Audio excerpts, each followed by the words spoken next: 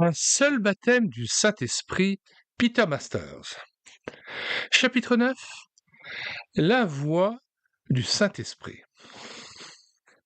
Il s'agit ici bien sûr de la voie VEIE, les chemins que le Saint-Esprit nous permet de parcourir dans notre sanctification. Et le chemin qu'il faut emprunter pour être scellé d'Esprit Saint.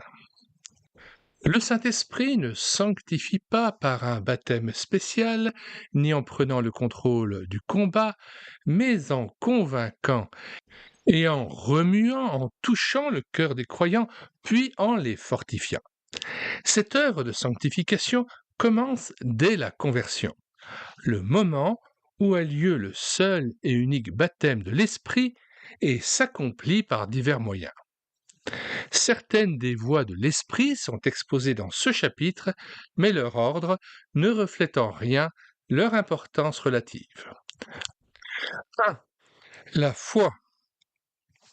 Tout d'abord, le Saint-Esprit sanctifie par notre foi, car nous lisons dans Éphésiens 6, verset 6, « Par-dessus tout, prenez le bouclier de la foi, avec lequel vous pourrez éteindre tous les traits enflammés, par exemple les tentations du malin. » Évidemment, cela ne signifie pas que nous sommes sanctifiés par la foi au sens où l'entendent les enseignants du baptême de l'Esprit. Notre foi nous aide dans la sanctification car en exerçant notre foi et notre confiance dans la puissance et les promesses de Dieu, nous devenons A. Plus disposés à nous consacrer à ses commandements et à son service et B. Plus aptes à faire face aux coups durs et aux épreuves de la vie. Lorsque nous croyons vraiment que notre Dieu souverain veille sur nous, nous nous comportons naturellement mieux, et cela nous aide également à endurer les souffrances et les revers sans apitoiement, amertume, jalousie, méchanceté, etc. En gardant une confiance inébranlable en notre Sauveur et en gardant à l'esprit ses promesses, nous évitons également de sombrer dans le découragement.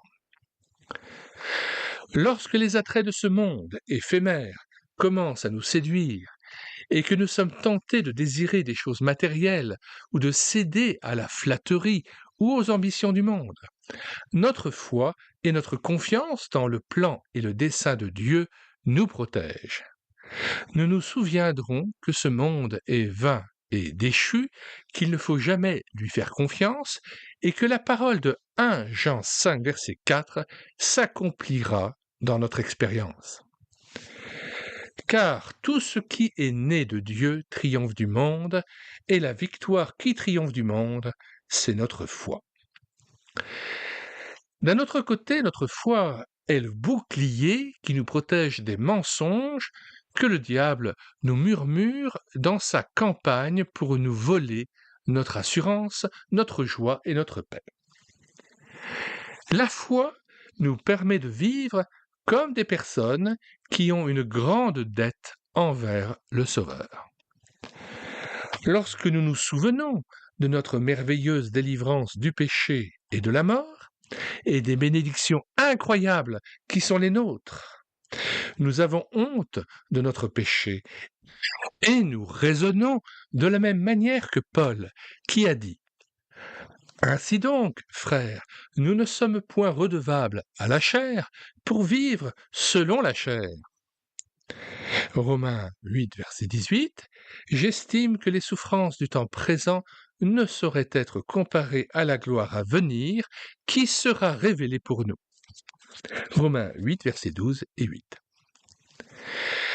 La foi, l'espérance et l'amour vont de pair, et lorsque nous gardons notre foi vive et sincère, nous sommes également remplis de gratitude et d'amour pour le Seigneur. Nous nous attachons volontiers aux choses d'en haut et non à celles qui sont sur la terre. Colossiens 3, 2.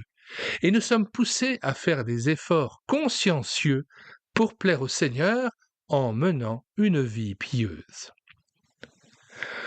D'où vient notre foi ? Elle vient évidemment du Saint-Esprit qui nous l'a communiquée lors de notre conversion le seul baptême de l'Esprit. 2. La parole de Dieu. Une deuxième méthode principale pour progresser dans la sanctification par l'Esprit est l'utilisation correcte de la parole de Dieu. Tous les croyants connaissent bien les paroles de Paul dans 2 Timothée 3,16. Toute écriture est inspirée de Dieu, est utile pour enseigner, pour convaincre, pour corriger, pour instruire dans la justice. La parole de Dieu nous reprendra parfois afin que nous mettions les choses en ordre, soit dans notre vie, soit dans notre conduite au sein de l'Église. Elle nous corrigera afin que nous modifions nos voies lorsque nous nous sommes écartés du droit chemin. Elle nous instruira afin que nous soyons équipés pour accomplir toute bonne œuvre. Nous devons permettre aux Écritures de nous interpeller. Nous notons que Timothée reçoit pour instruction, lorsqu'il prêche cette parole, de reprendre, censurer, exhorter avec toute douceur et en instruisant, de Timothée 4,2. La chair, au sens religieux du terme, c'est-à-dire le mobilier d'église où se tient le prédicateur durant une assemblée liturgique. La chaire à prêcher est à l'origine le siège d'un évêque dans son église principale. Le mot venant du latin cathedra qui signifie siège, ou plus complètement la chaire de vérité ou chaire à prêcher. La chaire, donc, CHAIRE, a pour fonction de faire connaître et de faire appliquer la parole de Dieu, afin qu'elle s'adresse avec force à la conduite, aux habitudes et aux erreurs des croyants. Par la parole, qu'elle soit lue ou prêchée, nous accomplissons le désir du Seigneur tel qu'il l'exprime dans sa prière pour son peuple, Jean 17, verset 17. Sanctifie-les par la vérité. Ta parole est la vérité. La parole de Dieu est manifestement un moyen essentiel de sanctification car elle interpelle, stimule et provoque tout à la fois, exhorte le peuple de Dieu. Mais avons-nous le niveau de crainte et de respect nécessaire pour répondre à la parole ? Trop de gens parlent beaucoup de leur baptême dans l'esprit, de leurs extases, de leurs paroles de connaissance, etc. Mais ils ne parviennent même pas à obéir aux commandements fondamentaux de la parole d'autorité de Dieu, de la parole des saintes écritures qui font autorité, la parole de Dieu. De quel genre de baptême dans l'esprit s'agit-il ? Les promoteurs du baptême dans l'esprit à travers le monde sont les enseignants les plus connus pour ignorer les règles et les normes de la parole de Dieu. Nous le voyons dans leur mondanité, leur amour des plaisirs mondains et d'un certain type de musique, et la façon dont ils pervertissent le culte pour l'adapter à leur goût. La véritable vie spirituelle et l'obéissance se manifestent dans l'amour, la crainte et le respect d'une personne pour la parole, ainsi que dans son obéissance à ses enseignements. 3. Dévouement spécial. Une troisième voie vers la sanctification se manifeste dans des actes particuliers d'engagement, de dévouement et de consécration au service de Dieu. Nous pourrions nous référer à un grand nombre d'écritures pour établir la grande valeur des œuvres, reflet d'une consécration effective, mais le plus évident est peut-être Romains 12, au verset 1, Paul écrit « Je vous exhorte donc, frères, par les compassions de Dieu, à offrir vos corps comme un sacrifice vivant, saint, agréable à Dieu, ce qui sera de votre part un culte raisonnable. » On pourrait dire qu'il s'agit là d'une norme pour les chrétiens à tout moment, et c'est certainement vrai. Mais Paul nous appelle à renouveler nos vœux dans un acte spécial de consécration et dans son exhortation, il utilise le langage d'un acte de sacrifice. Nous ne devons pas nous contenter de suivre le courant dans notre vie chrétienne, avec seulement des aspirations générales et vagues à nous engager davantage envers le Seigneur.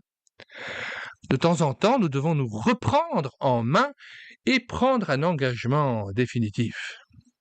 Nous devons passer en revue tous les aspects de notre activité, puis nous abandonner au Seigneur avec notre temps, notre énergie et nos ressources. En fait, tout ce que nous sommes et tout ce que nous avons. De 31. Attention, il ne s'agit pas d'un engagement du type promesse envers Dieu, vœu par lequel on se lierait par nos paroles à servir Dieu. L'auteur veut parler tout simplement de s'engager de tout cœur dans l'œuvre du Seigneur. De toute façon, nous sommes par nature incapables de tenir nos engagements ou de respecter promesses et vœux. Au lieu de paroles inconsidérées et en l'air, entre guillemets, au lieu de belles prières, où nous nous targuerions de grandes choses, Dieu préfère un croyant qui, humblement, s'appuie sur Christ, afin qu'il accomplisse en lui, par l'Esprit Saint, l'œuvre de Dieu dans le repos de la foi. Christ nous conduit toujours d'ailleurs dans un service concret, signe de notre amour et de notre reconnaissance pour Dieu. Retour au texte. Un acte de dévouement peut prendre une forme négative, comme lorsque les enfants d'Israël ont reçu l'ordre de se tenir à l'écart de la chose maudite. Josué 6, verset 18. Mais Achan a désobéi et a pris le butin interdit, apportant le malheur à sa famille. La sainteté implique l'obéissance à Dieu en se tenant à l'écart des choses que Dieu condamne. Les paroles bien connues de 2 Corinthiens 6, 17 commandent de se séparer de l'injustice et de l'idolâtrie.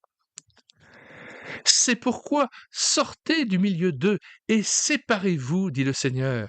Ne touchez pas à ce qui est impur, et je vous recevrai. Nous ne devons avoir aucun rapport avec le mal, avec les choses du monde ou avec les faux enseignants religieux qui rejettent la parole infaillible de Dieu et enseignent l'erreur au nom du Christ. Notre amour pour le Seigneur et pour sa parole devrait nous conduire à obéir à l'appel de Dieu. Étonnamment, ceux qui prétendent avoir reçu un baptême super spirituel sont parmi les personnes les moins séparées et les plus désobéissantes qui se réclament du nom de Christ. Partout dans le monde, la grande majorité des leaders charismatiques sont en étroite alliance avec des dénominations apostates et de faux enseignants. Beaucoup prônent l'unité des croyants bibliques avec les non-croyants bibliques. Leur but et leur désir ultime sont une Église mondiale dirigée par le pape. Comment peuvent-ils être baptisés, entre guillemets, et remplis du Saint-Esprit, alors que celui-ci, dans la parole, ordonne que son peuple, né de nouveau, ne doive jamais s'associer à l'erreur? Nous répétons le triste fait que beaucoup de ceux qui prétendent avoir reçu un baptême spécial de l'Esprit mènent une vie extrêmement mondaine. La grande majorité des groupes de rock et des chorales soi-disant chrétiennes sont associés à des églises charismatiques et similaires qui semblent peu intéressées par l'obéissance à Dieu dans ces domaines. Leurs grandes déclarations selon lesquelles ils ont reçu une bénédiction spéciale de l'Esprit sonnent faux.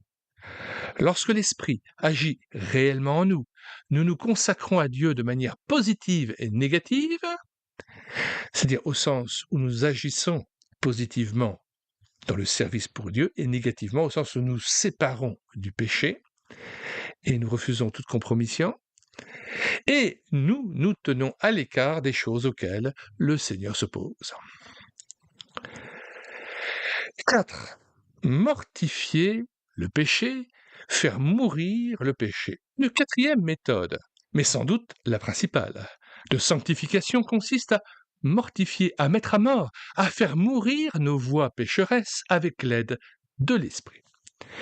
Les principaux passages bibliques dans lesquels nous sommes exhortés à mettre à mort les œuvres du corps, ou à les renier, ou à s'en purifier, sont Romains 8, 13, Colossiens 3, 5, Romains 6, 12, 13, 2 Corinthiens 7, 1 et Tite 2, 11 à 12.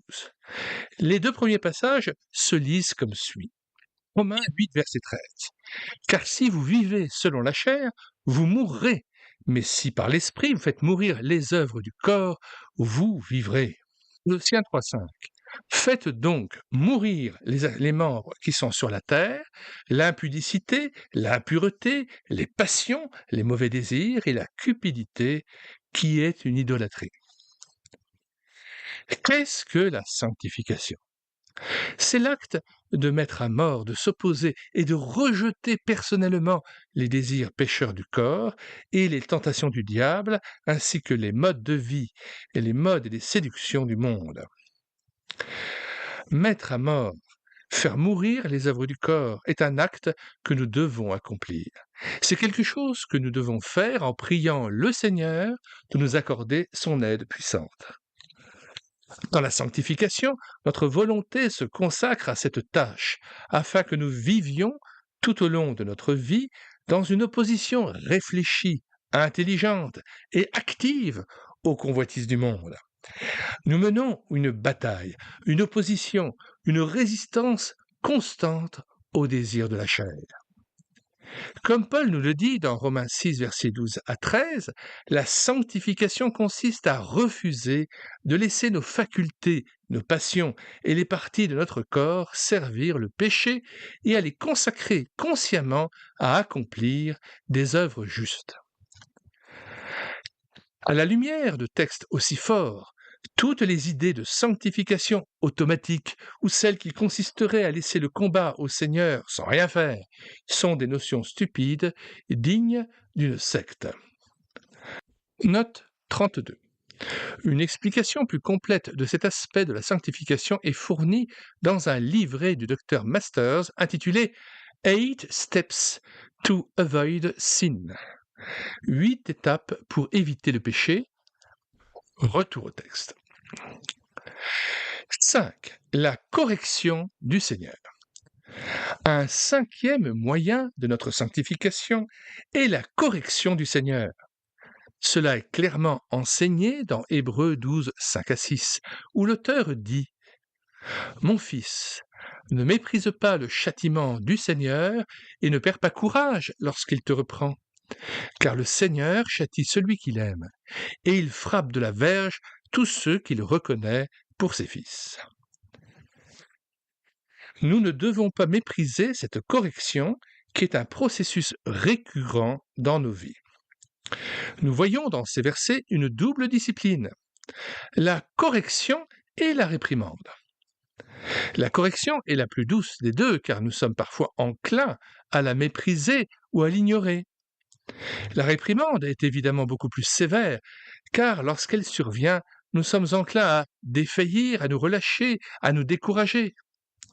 Nous voyons donc une discipline paternelle soigneusement dirigée qui nous ramène à la raison lorsque nous faisons des erreurs. Une forme encore plus sévère de discipline est mentionnée dans 1 Corinthiens 11, verset 30. Nous citons « C'est pour cela qu'il y a parmi vous beaucoup d'infirmes et de malades, et qu'un grand nombre sont morts. » Certains croyants ont dû être jugés très sévèrement en raison de leur comportement non spirituel dans le domaine des relations fraternelles, de leur manque d'introspection et faute de s'être jugés eux-mêmes, faute d'avoir condamné leurs propres péchés. Ils n'ont montré aucun souci de mener une vie sanctifiée et Dieu a dû les punir.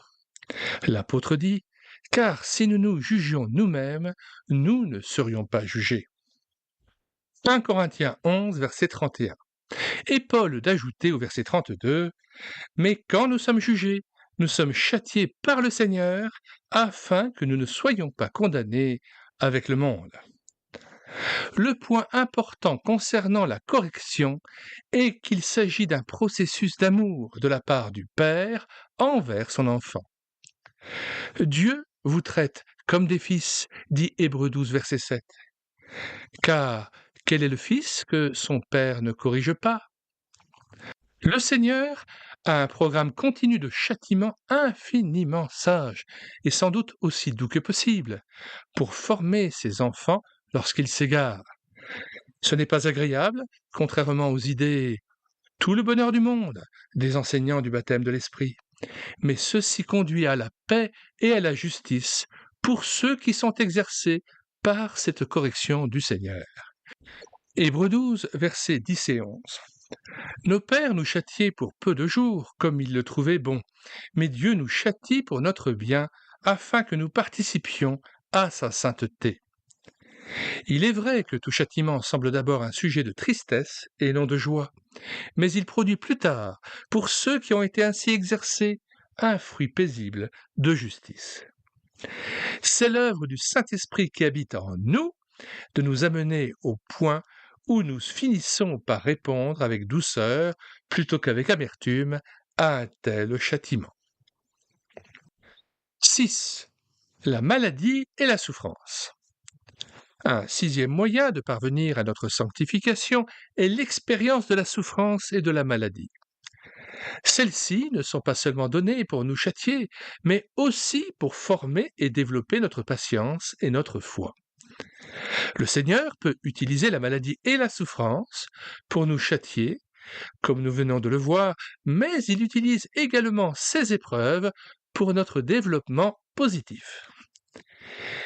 Si le Seigneur peut guérir en réponse à la prière, il se peut qu'un croyant soit appelé à endurer une période de maladie et, à travers cela, le Seigneur approfondira sa prière, sa connaissance spirituelle et son expérience.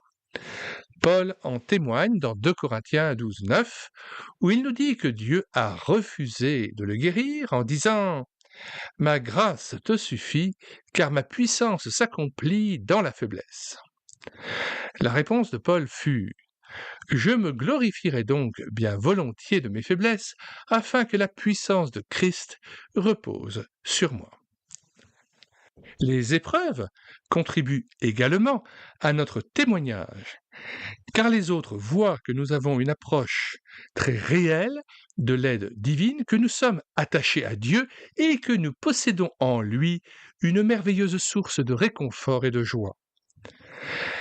La maladie présente de nombreux avantages et objectifs.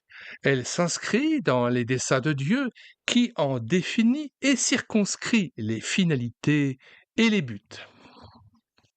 La sanctification en fait certainement partie.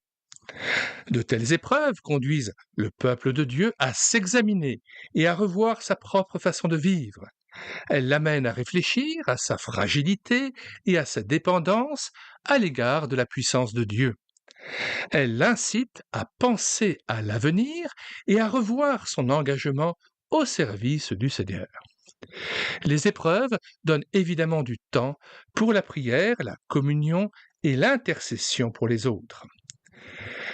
Dans la maladie, l'âme devient plus importante que le corps, le ciel plus important que la terre, et faire plaisir au Seigneur plus important que se faire plaisir à soi-même.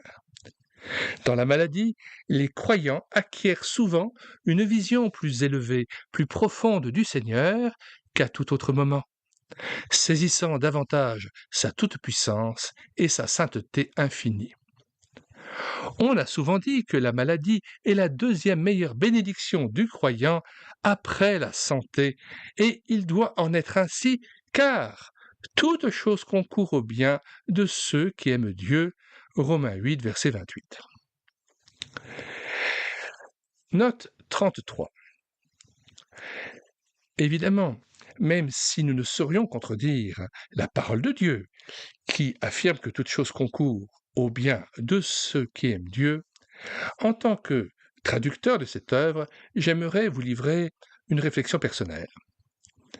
Pour ma part, je me garderai bien de tenir à la légère ce type de propos et d'affirmer que la maladie est une bénédiction, pour reprendre les termes de Peter Masters. Cela pourrait amener le chrétien dans un dolorisme, consistant à appeler doux ce qui est amer. Écoutons Ésaïe 5, versets 20 à 21, la Bible second 21. Malheur à ceux qui appellent le mal bien et le bien mal, qui changent les ténèbres en lumière et la lumière en ténèbres, qui changent l'amertume en douceur et la douceur en amertume. Malheur à ceux qui sont sages à leurs propres yeux et qui se croient intelligents. Je crois que dans le domaine spirituel, il ne faut pas employer indûment des mots qui ne correspondent pas à une réalité. Pour moi, la maladie ne correspond pas à une bénédiction à proprement parler. D'un autre côté, comme nous le lisons dans Jacques 1, versets 2 à 4, voici ce que dit Jacques. « Mes frères, regardez comme un sujet de joie complète les diverses épreuves auxquelles vous pouvez être exposés, sachant que l'épreuve de votre foi produit la patience. Mais il faut que la patience accomplisse parfaitement son œuvre, afin que vous soyez parfaits et accomplis sans faillir en rien. » Fin de citation. Cependant, si nous comprenons l'esprit du texte, ce n'est pas la maladie en elle-même qui doit être un sujet de joie, non plus que les différentes épreuves en elles-mêmes, ou encore moins être considérées comme sujet de bénédiction. C'est le but que le Seigneur se propose en nous faisant passer par le creuset, tout en éprouvant notre foi plus précieuse que l'or périssable. C'est ce but-là que poursuit le Seigneur, qui doit être un sujet de joie, parce que nous avons confiance en lui et nous savons qu'il agit selon son bon plaisir et que nous savons qu'il utilisera cette épreuve pour notre sanctification et notre perfectionnement. Venons-nous d'ailleurs que la patience est une des clés du royaume de Dieu. Souvenons-nous de 2 Pierre 1, versets 3 à 11, dont nous livrons quelques extraits. Faites tous vos efforts pour joindre à votre foi la vertu la science ou la connaissance, à la science la tempérance, à la tempérance la patience, à la patience la piété. Verset 10. C'est pourquoi, frères, appliquez-vous d'autant plus à affermir votre vocation et votre élection, car en faisant cela, vous ne broncherez jamais. C'est ainsi en effet que l'entrée dans le royaume éternel de notre Seigneur et Sauveur Jésus-Christ vous sera pleinement accordée. Et nous lisons 1 Pierre 1, verset 6. C'est là ce qui fait votre joie. Paul parlait auparavant du verset 3 au verset 5 de l'espérance vivante que nous avions en Jésus-Christ, de la résurrection de Jésus-Christ, de l'héritage qui nous était promis en lui et qui fait que nous sommes par la puissance de Dieu gardés par la foi pour le salut prêt à être révélé dans les derniers temps.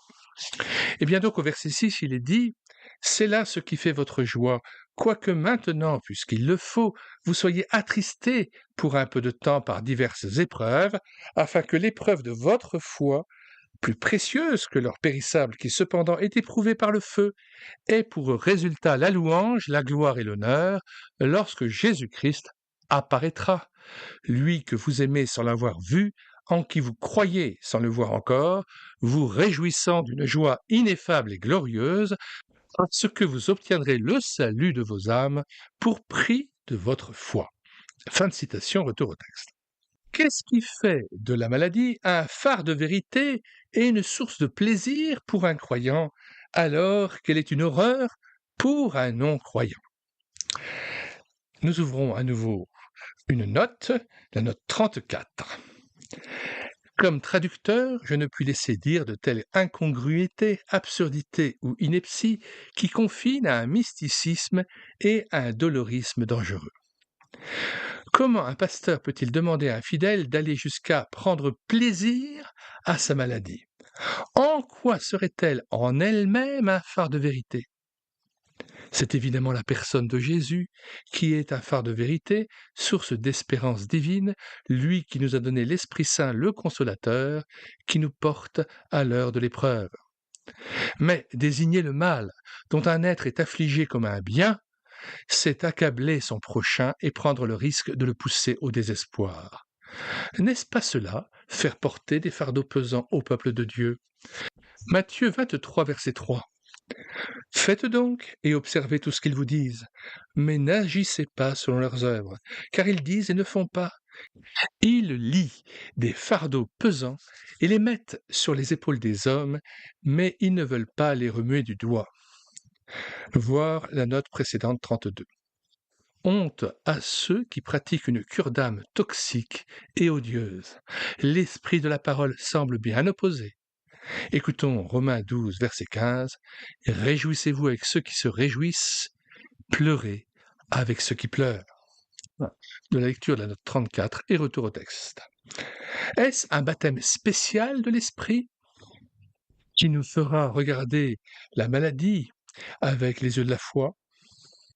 Non, c'est l'œuvre du Saint-Esprit puissant et aimant qui habite chaque vrai croyant depuis le moment de sa conversion.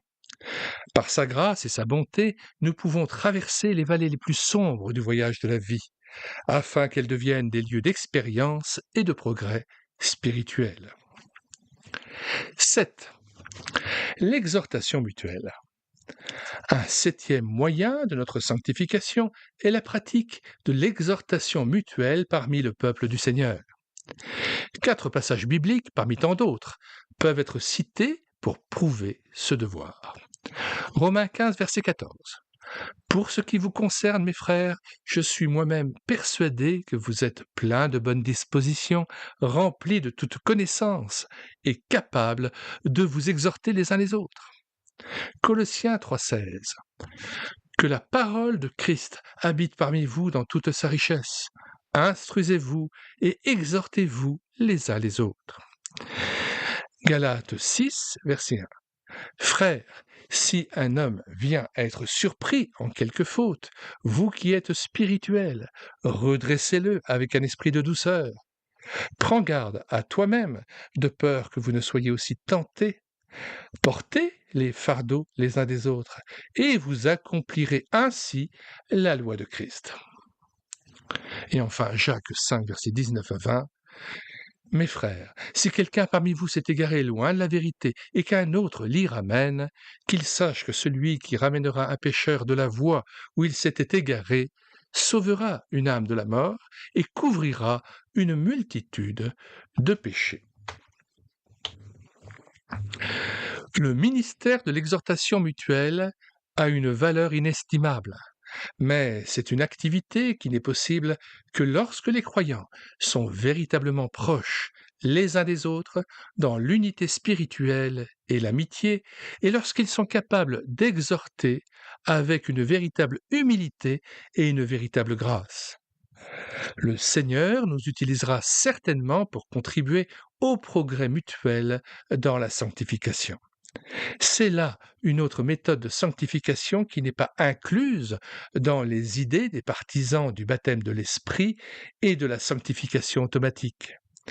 Le fait est cependant que le Seigneur place les croyants dans des familles, des églises, et que l'Esprit qui les habite depuis leur conversion les utilise pour se servir les uns les autres par des encouragements, des avertissements et des exhortations amicales.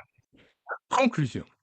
Ces 7 voies ou moyens par lesquels l'Esprit sanctifie dépendent de la conduite de Dieu, de sa supervision, de sa direction divine, de la façon dont il règne sur les circonstances de nos vies et de son œuvre silencieuse dans nos cœurs. C'est le Saint-Esprit qui nous rend réceptifs à diverses influences correctrices et formatrices. Il œuvre de telle manière que nous nous efforçons librement, volontairement et personnellement de progresser en priant pour obtenir son aide.